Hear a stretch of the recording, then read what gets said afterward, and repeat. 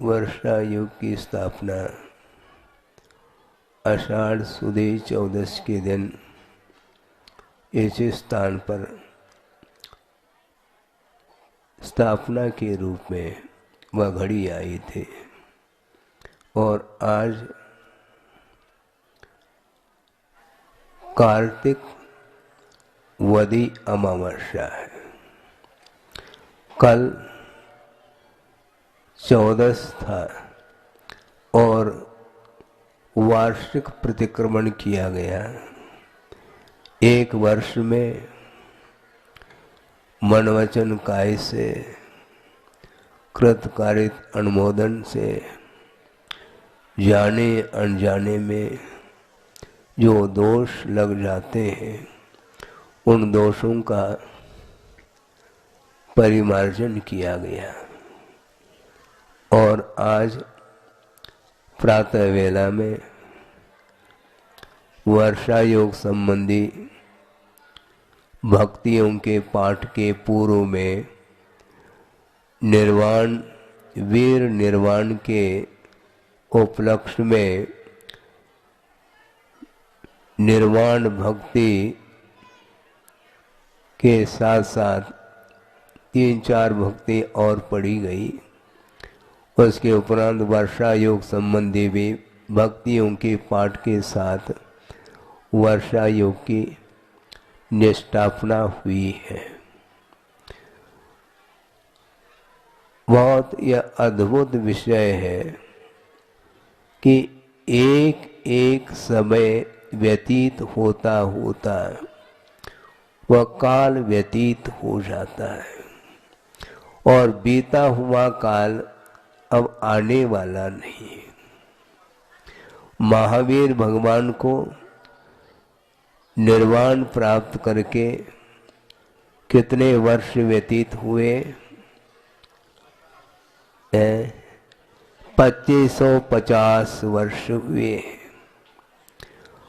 और 25वां जो निर्वाण महोत्सव मनाया गया था, जहाँ तक मुझे स्मृति में है कि सन 74 में यह अवसर आया था। उस समय आचार्य महाराज अजमेर में विराजमान थे। उस समय मेरा प्रवेश नहीं हुआ था और निर्वाण महोत्सव के उपरांत वह विहार करते करते टोंकारी हो करके सवाई माधोपुर वगैरह होते हुए महावीर जी पधारे। उस समय योग मुझे मिला और उसके लिए लगभग 48-49 वर्ष पूर्ण हुए हैं। सन 75 में प्रवेश हुआ और ये सारा समय एक एक समय हो करके ही पूरा का पूरा काल व्यतीत हुआ है। इसमें कोई दो राय नहीं है कि पर्याय जो व्यतीत होती है वे क्रमिक होती है, उसमें अक्रम नहीं होता। कभी आपने घड़ी की ओर देखा है कि एक साथ 3-4 सेकंड व्यतीत हुए हो? कभी ऐसा हुआ? ये बात अलग है कि घड़ी बंद हुई हो तो उसको भगाते हैं, बात अलग है।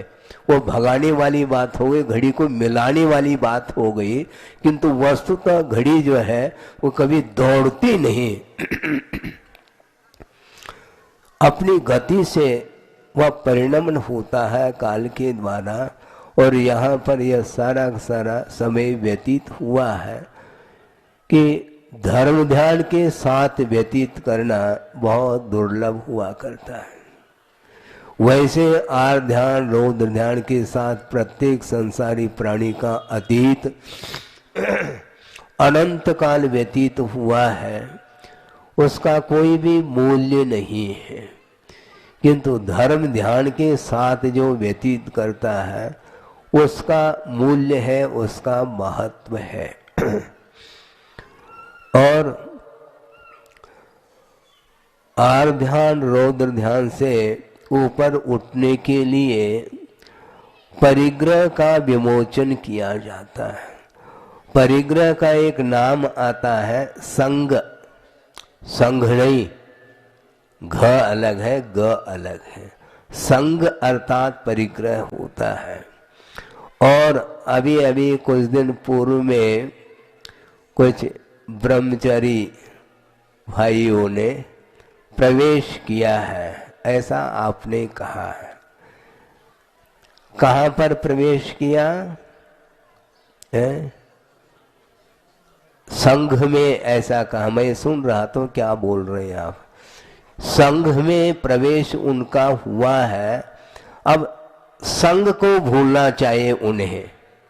संघ अर्थात परिग्रह का विमोचन करना है, उसके बिना संघ में प्रवेश करने की कोई भी सार्थकता सिद्ध नहीं होती। सभा है, आप लोग सब बैठे हैं, किंतु आपने संघ में प्रवेश नहीं किया, जबकि यहीं पर निकट बैठे आप भी, किंतु प्रवेश आपका नहीं हुआ। इसका अर्थ जाने के लिए आप बैठे हैं और वो जाएंगे नहीं। यदि जाना है तो शिवपुर की ओर है, मोक्ष महल की ओर यात्रा करने के लिए आए हैं और सब लोगों का लक्ष्य यही होना चाहिए।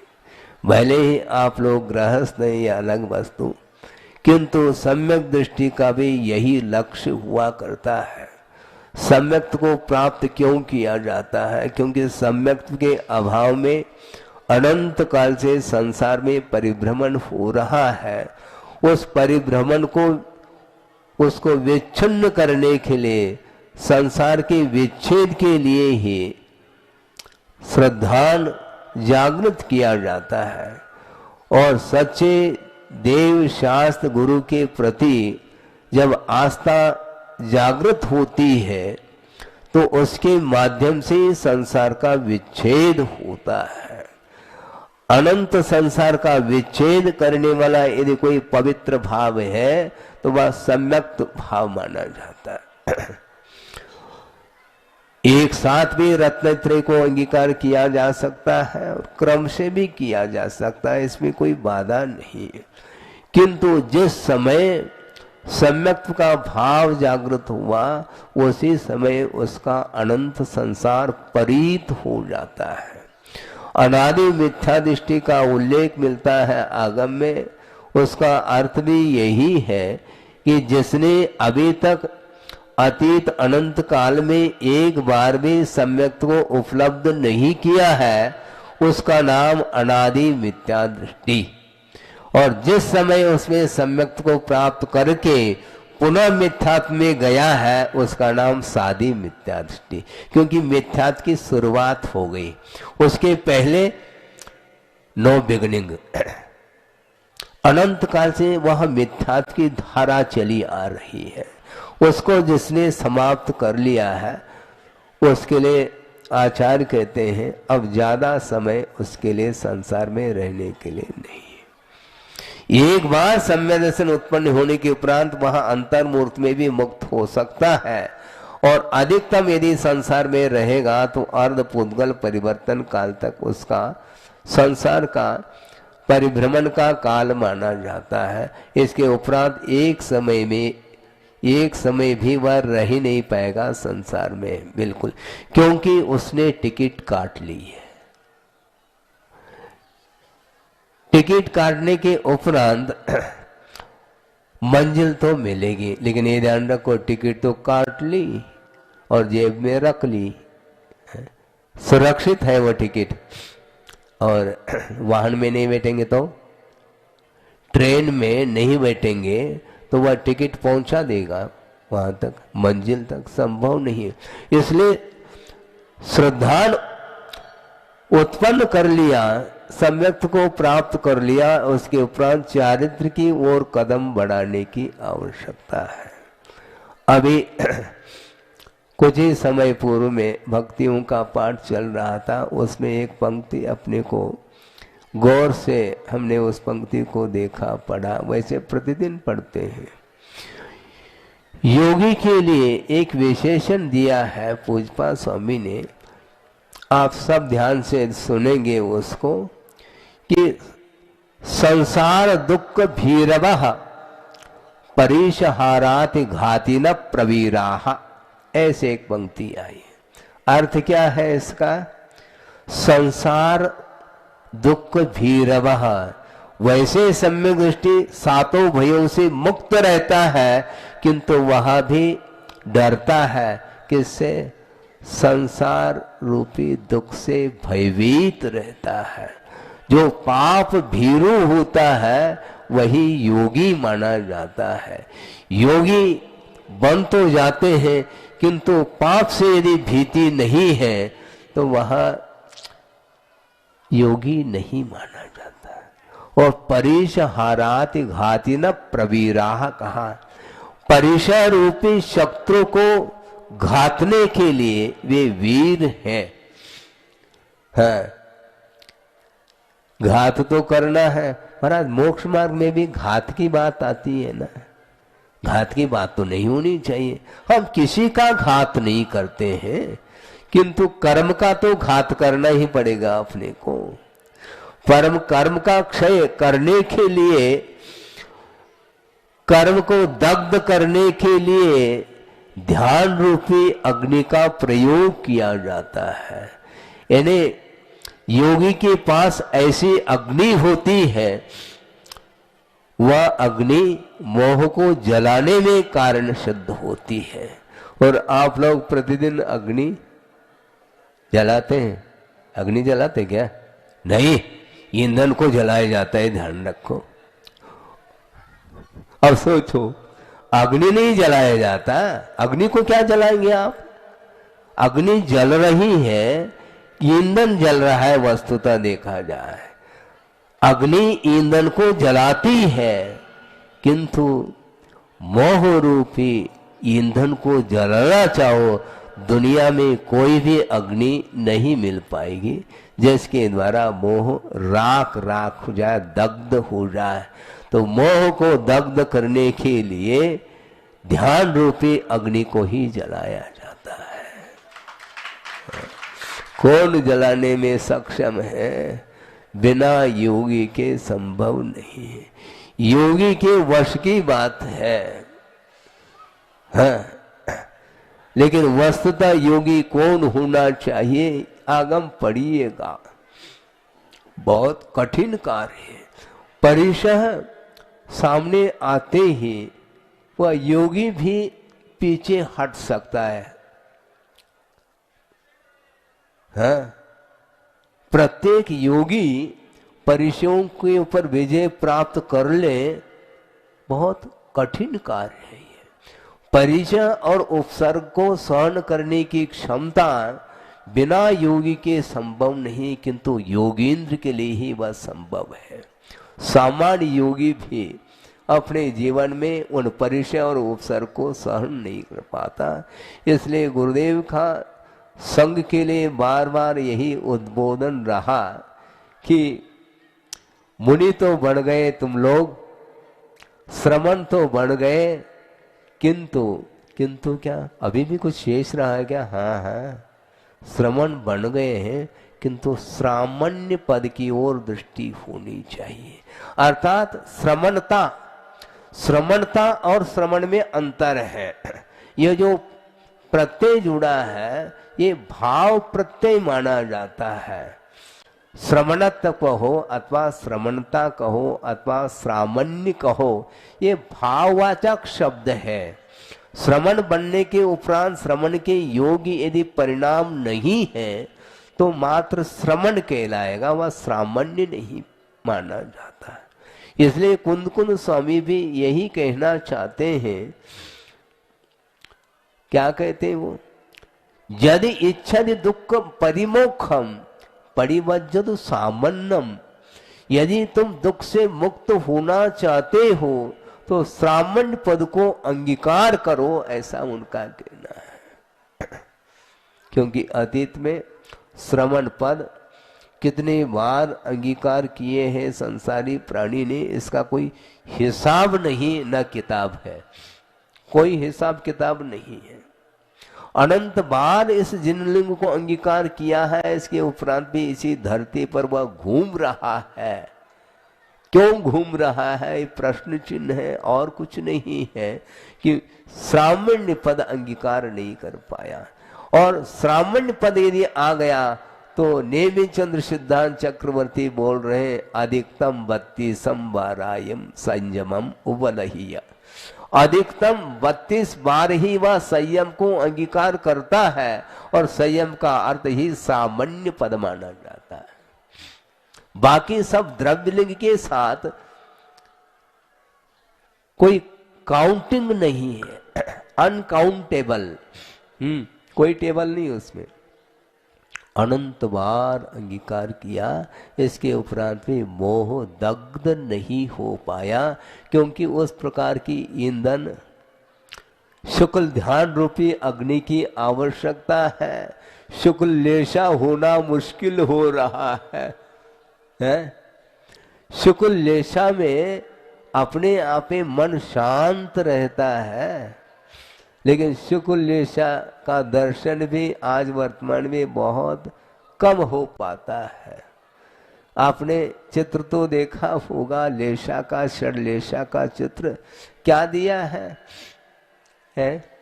कृष्ण, नील, कापोत, पीत, पद्म, शुक्ल, ये 6 लेशाएं मानी गई हैं। इसमें 3 अशुभ लेशाएं हैं कृष्णादिक, और 3 शुभ लेशाएं हैं पीत, पद्म आदिक। और चित्र ये दर्शाया है कि एक व्यक्ति है जिसके हाथ में कुल्हाड़ी है, और कुल्हाड़ी के माध्यम से वहां उस वृक्ष को, आम्र वृक्ष को काट रहा है। किसी ने पूछा कि भाई साहब, आप वृक्ष को क्यों काट रहे हैं? हरा भरा वृक्ष है और फल से लदा हुआ है वो आम्र वृक्ष, इसको काटना तो नहीं चाहिए, क्या प्रयोजन है काटने का, बताओ।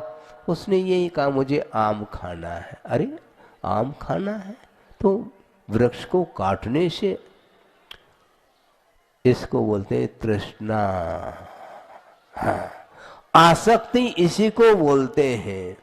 खाने की क्षमता एकाध आम की भी नहीं है, इसके उपरांत भी अच्छे अच्छे आम लगे हुए, बड़े बड़े बड़े ताजे ताजे हैं, उसमें कच्चे भी हैं, पीले भी हैं, सब कुछ है, लेकिन उस ओर ध्यान नहीं है कि मुझे सारे के सारे उन फलों का उपभोक्ता मैं बनूं। यह जो आसक्ति भीतर पल रही है, उसके कारण ही इस प्रकार का कृत्य करने के लिए वो उठ बैठता है। इसके बाद ये तो कृष्ण लेशा का प्रतीक हो गया। नील लेशा, उसमें थोड़ी सी कमी आई है, लेकिन फिर भी उसमें बड़े बड़े शाखाओं को वो काटने के लिए तत्पर है।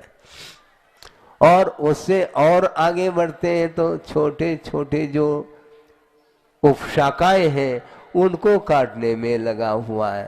अंतर तो आया है परिणामों में, लेकिन अभी भी लेशाएं अशुभ ही मानी गई। इसके बाद अब पीत लेशा वाला है, वो गुच्छे गुच्छे ले रहा है? उसमें क्या है? पीत लेशा है, उसमें कच्चे भी फल है, पके हुए भी सब है। और इसके बाद पद्मलेशा वाला क्या कर रहा है? ऊपर पेड़ पर चढ़ करके और चुन चुन करके पीले पीले पके हुए फलों को वो तोड़ रहा है, किंतु तोड़ रहा है, ये ध्यान रखो। शुक्ल लेशा वाला तोड़ता नहीं, जो पका हुआ जो आम नीचे गिर गया है, आया है, उसको वह ग्रहण करता है। तोड़ने का अर्थ उसमें भी आकुलता है, टूटने पर ग्रहण करो। गिरा हुआ जो आम ग्रहण कर रहा है, उसके अंदर भी ग्रहण करने का तो भाव है। समाप्त नहीं हुआ, लेकिन बहुत मंद कषा है, उसके आसक्ति बिल्कुल नहीं है। ग्रहण तो वह भी कर रहा है किंतु आसक्ति नहीं, इसलिए आसक्ति के कारण ही संसार का निर्माण हो रहा है। और प्रातः वेला में भगवान महावीर प्रभु के लिए निर्वाण का लाभ हुआ है, लेकिन निर्वाण का लाभ जो होता है किसी ने दिया हो और उनको प्राप्त हो गया हो, ऐसा थोड़ी है। जैसे समय पर श्रमण लोग आहार चर्या के लिए निकलते हैं, उस समय उनको आहार का लाभ होता है और देने वाला दाता खड़ा है, उनके माध्यम से लाभ हो रहा है आहार का। इस प्रकार निर्वाण का लाभ उनको हो गया हो, किसी के माध्यम से कोई पुण्यार्जक हो और उनके माध्यम से उनको आहार अपने निर्वाण का लाभ हो गया हो, ऐसा नहीं है। अपने ही पवित्र जो परिणाम होते हैं उन परिणामों के माध्यम से निर्वाण का लाभ होता है। ध्यान कोई कर ले और निर्वाण का लाभ कोई उठा ले, ऐसा संभव नहीं है। जो बोली लेता है वही धारा करता है। मैं देख रहा था, शांति धारा चल रही थी, अभिषेक हो रहा था। किसने किया अभिषेक? जिसने बोली ली थी। बोली ले निर्वाण का लाभ हो सकता है? वो बोली ऐसे नहीं ले सकते, आप ये ध्यान रखो। श्रमण बनना पड़ेगा, उसके बिना संभव नहीं। श्रमण बनने के उपरांत भी दीर्घ प्रतीक्षा करनी पड़ती है। वृषभनाथ भगवान जो युग के आदि में हुए हैं, उन्हें भी जडलिंग को अंगीकार करने के उपरांत अंतर्मूर्त में केवल ज्ञान नहीं हुआ। उन्हें 1000 साल तक उन्हें तप करना पड़ा। हाँ, उसके बिना कर्मों की निर्जरा नहीं होती। और कर्म का क्षय जो होता है वह अंतर मुहूर्त में ही होता है, किंतु वहां तक पहुंचने के लिए पूर्व भूमिका में उन्हें 1000 वर्ष लगा, तब कहीं जाकर के केवल ज्ञान उत्पन्न हुआ है। केवल ज्ञान का अर्थ पूर्ण ज्ञान माना जाता है। हमारे पास ज्ञान पूर्ण नहीं, अधूरा ज्ञान है। और अधूरा ज्ञान जब तक रहता है तब तक मद होने की संभावना रहती है। आप लोग क्या बोलते हैं? घड़ा है, उसमें पानी है, किंतु अध घगरी, अध जल घगरी छलकत जाए, वो उछलत जाए, वो ऐसा ही होता है। वो उछलता है वो, क्योंकि अधूरा है ना। पूर्ण भरा हुआ यदि कलश हो तो उसका पानी उछलता नहीं है। एक प्रासंगिक श्लोक आपके सामने रख करके पूर्ण कर रहा हूं, 10 बज गया है। इसी विषय को रखा जाए, जैसे आप लोगों ने कहा ना अधजल गगरी, सुनो, आपने कहा ना अधजल गगरी, उसी को लेकर के श्लोक रख रहा हूं। संपूर्ण कुंभो न करोति शब्दम, अर्धो घटो घोष मुपैत नूनम, विद्वान कुलीनम न करोति गर्वम, गुणैर्विहीना बहुजल्पयंती। जिसके पास गुण नहीं है वो बहुत बोलता है, वो बोलने की आदत है उसकी। गुणैर्विहीना बहुजल्पयंती। और विद्वान कुलीनम न करोति गर्वम, ऐसा कहा। जो कुलीन विद्वान है वस्तुतः वह कभी भी गर्व नहीं करता। इसलिए नहीं करता कि हमारे पास है कितना ज्ञान है, क्योंकि साधक की दृष्टि हमेशा ऊपर की ओर जाती है, नीचे वालों की ओर दृष्टि उनकी नहीं जाती है। क्योंकि साधक की दृष्टि यदि नीचे वालों की ओर होगी तो निश्चित रूप से अहंकार का भाव आ सकता है, पॉसिबिलिटी है। साधक की दृष्टि यदि नीचे की ओर जाती भी है तो कल्याण की दृष्टि से जा सकती है कि इसका भी कल्याण हो। ये जो नीचे बैठा है हमारे बराबर बैठ जाए, ये भाव उसके अंदर आ सकते और आना चाहिए, क्योंकि सुखी रहे। सब जीव जगत के का मैं ही सुखी रहूं और मेरे अंडर में सारे सारे लोग रहे, यह जो भाव है वह वस्तु तो ठीक नहीं माना जाता। ये अधूरा ज्ञान इसी प्रकार नचाता है संसारी प्राणी को। इसलिए अज्ञान परिचय और प्रज्ञा परिचय दोनों प्रकार के परीक्षाओं के ऊपर विजय प्राप्त करने के लिए आचार्यों ने कहा है, संवर और निर्जरा को आप प्राप्त करना चाहते हो, मार्गाचमन निर्जरार्थम परिशोढ़व्या परिशहा, परिचयों को सहन कर लेना चाहिए, मार्ग से च्युति ना हो। कौन सा मार्ग? संवर मार्ग से च्युति ना हो और निरंतर निर्जरा बनी रहे, इस उद्देश्य को लेकर के निरंतर योगी लोग परिचय के ऊपर विजय प्राप्त करते रहते हैं। सत्कार पुरस्कार नाम का भी एक परिचय आता है, आप सुन रहे हैं?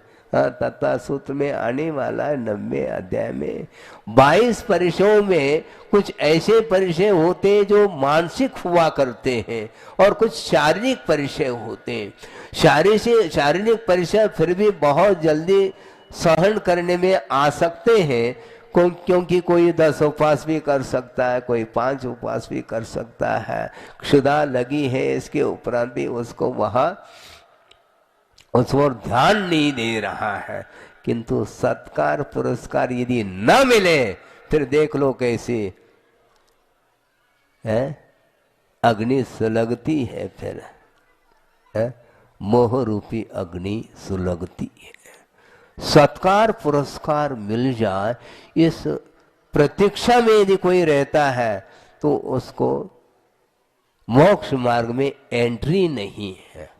हाँ, मोक्ष मार्ग में प्रवेश पाना चाहो तो परीक्षा को विजय प्राप्त कर लो।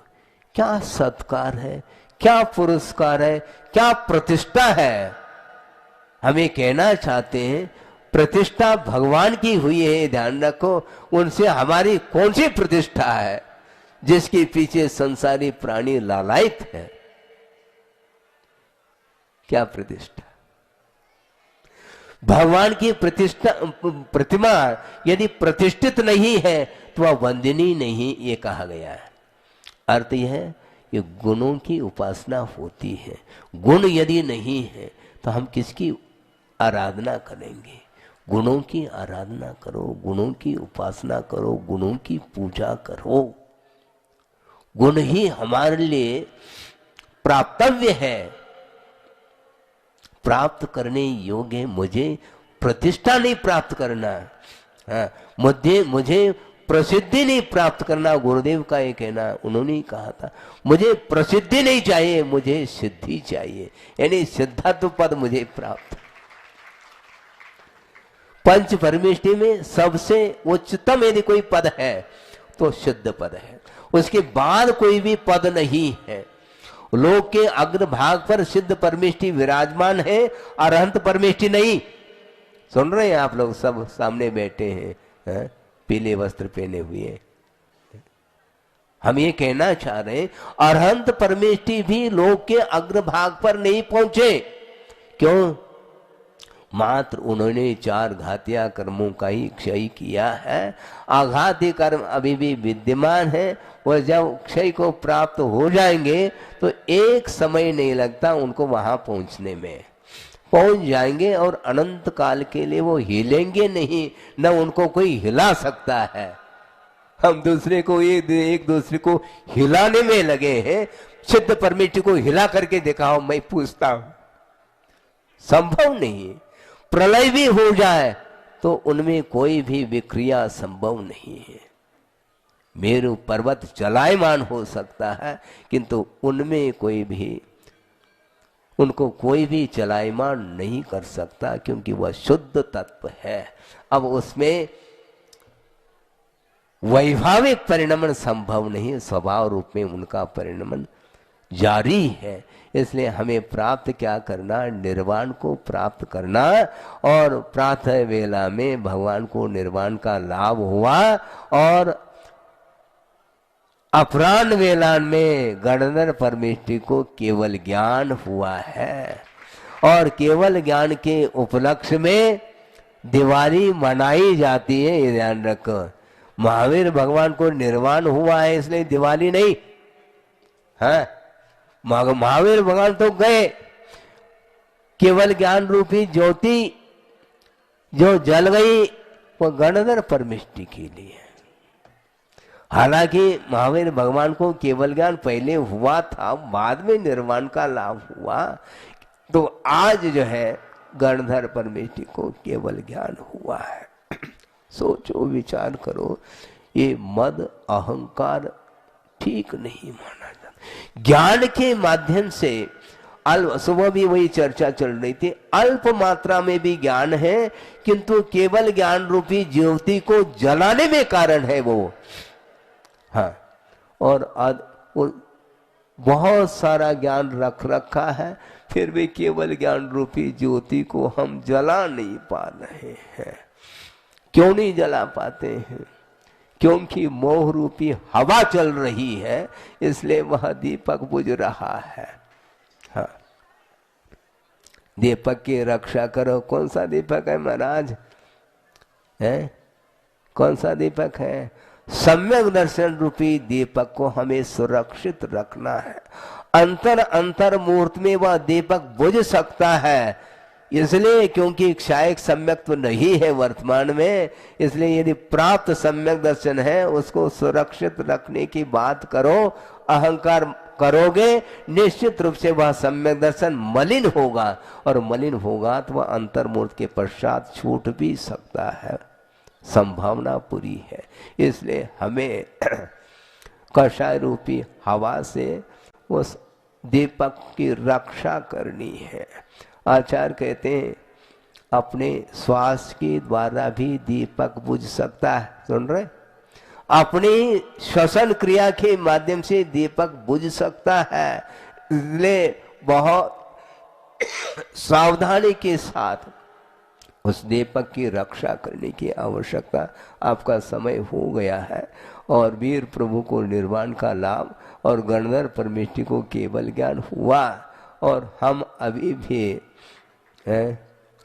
केवल ज्ञान कब होगा महाराज? अरे पहले दीपक को तो जलाओ थोड़े से। केवल ज्ञान रूपी सूर्य का उदय जो होगा वो बाद में होगा। अभी चारों ओर जो अंधकार फैला हुआ है उसमें हम अपने आप के आत्म तत्व को पहचान करना चाहते हैं, उसको जानना चाहते हैं, तो उसके लिए आस्था की किरण की आवश्यकता है। एक भी किरण फूट जाए आस्था की, वहाँ आत्म तत्व क्या स्वरूप है और पर का क्या स्वरूप है भली भांति ज्ञान हो सकता है, लेकिन अभी तक नहीं हो पाया। इसलिए प्रतीक्षा उसकी करो। बाकी अनेक प्रकार की कलाओं में संपन्न दुनिया में बहुत सारे लोग देखने में आ सकते हैं, अपने अपने कलाओं के माध्यम से करामत दिखा सकते हैं, लेकिन उन कलाओं में कोई सार नहीं देखने में आता। यदि कोई सार देखने में आता है तो अध्यात्म में सार देखने में आता है। अध्यात्म के अलावा मोक्ष मार्ग देखने में नहीं आता है। इसलिए आध्यात्मिक को बढ़ने के लिए श्रवण पद को अंगीकार किया है, और उस श्रवण पद की रक्षा करते हुए हम साधना में रत रहेंगे तो निश्चित रूप से बहुत ही जल्दी आर ध्यान और रौद्र ध्यान से अपने आप को ऊपर उठा करके धर्म ध्यान के माध्यम से कर्मों की निर्जरा करने की क्षमता अपने अंदर आ सकती है, और कालांतर में हम धर्म ध्यान से ऊपर उठ करके शुक्ल ध्यान के माध्यम से मोह रूपी ईंधन को जला सकते हैं। जलाने का जो पुरुषार्थ है वह प्रत्येक व्यक्ति को करना है। कोई पुरुषार्थ भगवान करके दे नहीं पाएंगे आपको, आपको भगवान पढ़ा सकते हैं, किंतु पेपर आप ही को लिखना है।